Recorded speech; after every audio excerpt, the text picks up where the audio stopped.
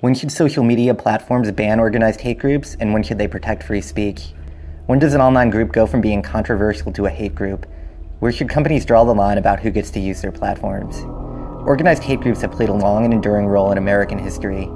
In 2015, the Southern Poverty Law Center tracked 892 active hate groups in 48 states, including the Ku Klux Klan, neo-Nazis, anti-government militias, fundamentalist religious sects, and others.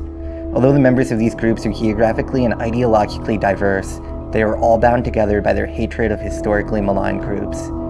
It is no surprise that with the growing use of digital technology, hate groups would utilize social media to spread their message, organize their members, and recruit new ones.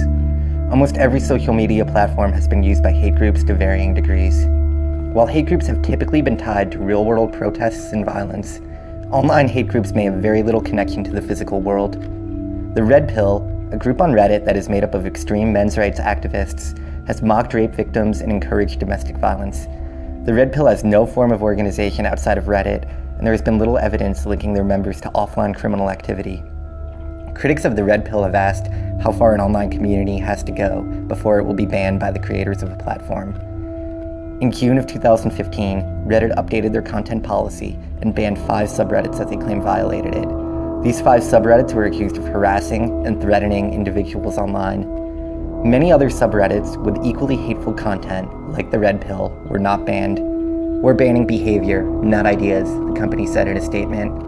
In other words, Reddit drew a line that says it is okay to be hateful to an entire group of people. It is not okay to harass individual members of that group. To deal with hate groups that weren't harassing individuals, Reddit decided to quarantine many of its most offensive subreddits. Users now need to opt in to see quarantined subreddits. Are quarantines the perfect balance between free speech and censorship of hate groups? Some critics think that Reddit did not go far enough. Other countries have forced digital platforms to take a more hardline approach. Stormfront, a neo-Nazi forum, claims to be the oldest and largest hate group on the web. There are about 300,000 registered members on Stormfront, but it is estimated that far fewer of these members engage in white supremacist activity offline. In 2002, Stormfront was removed from Google searches on French and German servers. Laws in these 2 countries make the publication of Holocaust denial materials illegal, and Google complied with requests from the French and German government. Stormfront is still found on the front page of many searches on American servers. Laws regarding the rights of online hate speech differ greatly among countries, but the United States courts are much more permissive of digital hate speech than most European courts.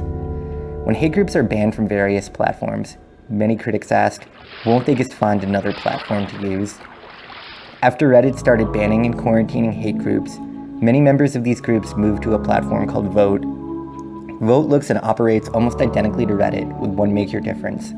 There is no censorship of any speech whatsoever. 8chan is another website that operates on the extreme end of the free speech spectrum. Both Vote and 8chan have been accused of being a safe haven for trolls, racists, and child pornographers. Other hate groups operate on the hidden and dark parts of the web. These are websites that are password protected, aren't cataloged by Google, and may only be accessible through heavily encrypted browsers like Tor. It is hard to know how many hate groups operate this way.